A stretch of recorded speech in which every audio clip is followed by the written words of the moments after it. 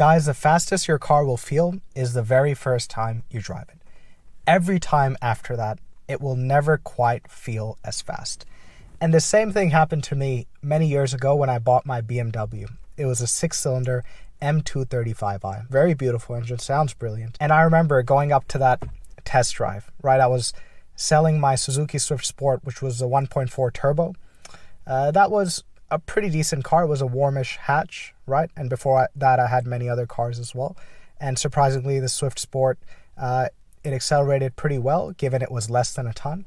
But I remember I came to the test drive, I spoke to the guy, and he said, why don't you take it out? He said, I don't need to come with you. You take it out, and you'll realize the machine this is. So I did that. I took it out. I remember as soon as I put my foot down, it was between 3,000 and 5,000 RPM. As soon as I put my foot down, guys, and it's a feeling I'll never forget. One of the great feelings that I often think about.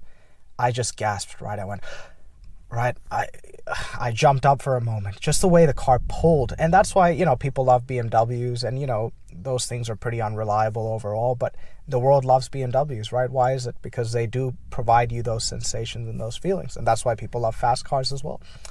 And the torque from the N55 and the acceleration really took my breath away, guys. And shortly thereafter, of course, I had to, right? I bought the car. It felt exotic. It felt, unbelievable. I didn't realize a feeling like that could exist, right? So I bought the car.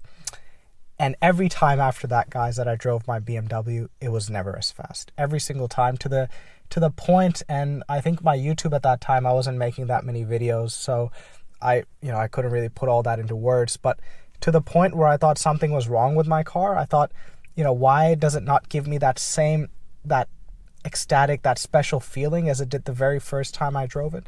And it took me a long time to realize it's because all fast cars will do that. Power over time, you get used to it, guys. It diminishes. You feel it less and less, right? And that's one of the reasons I think a fast car won't make you happy. I think a fast car can make no one happy. In fact, any car can make no one happy, right? The happiness has to come from within. But certainly, if you're seeking out the fast factor to satisfy you and to please you, that really won't come close to making you happy, right? Maybe the first or second or third time you drive that car.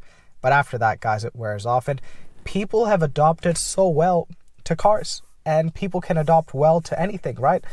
For the longest part of our history, we were just walking. So we'd adapted to whatever walking speed is, 5 k's an hour or so. And then we'd adapted to running or sprinting, and then we got on horses or camels or whatever it is, and you adapt to the horse or camel speed. And then the automobile was invented, helicopters and planes. Anything can become mundane and it can become ordinary.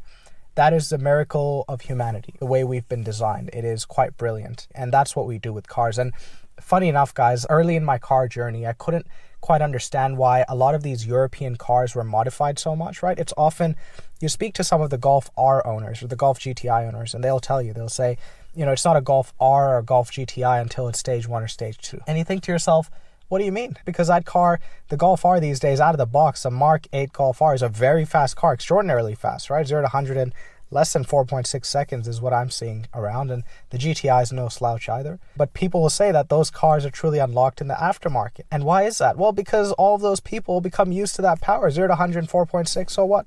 They want to see it go faster, and people will do the same with their RS3s, guys. If you go into the used car market here in Australia, there's more modified RS3s than less modified RS3s. People do the same with their AMGs, with their BMWs, whatever it is. People these days, they have so much money, they're modifying Porsches, Lamborghinis, Ferraris. They do that especially to the fast cars because they went into those fast cars chasing the thrill, and it can never quite deliver. So then they have to go and modify. So they go stage 1, and now they've driven it again. And that first week or so, it blows them away. And then, it's routine again.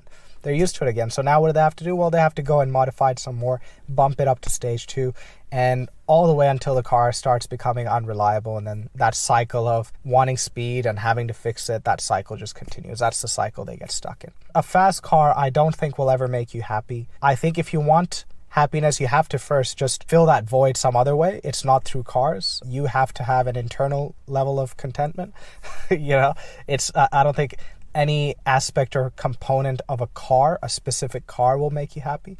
But if you do want enjoyment out of cars, I think you have to look at them from a broader perspective. Speed has to be one of the things, but you have to think about a lot of the things, right? Handling, steering, how it makes you feel, the heritage, all the other factors that it is only up to you to figure out, right? Because even my GR Yaris that I'm in today, guys, the speed, this car just feels normal to me, guys. This thing's 300 horsepower. This is faster than my BMW was. It just feels normal to me now. Where I really get the enjoyment is when I come out of a corner well, or I do a really nice first to second gear shift, and the joy of that first to second gear shift. When I'm sitting in my car and just thinking about the heritage, that sort of stuff, and the memories I make, right? When I take my car out and the memories I make, and when my car is reliable and it doesn't give me a bad time, and when I think about its resale value, those sorts of things make me happy.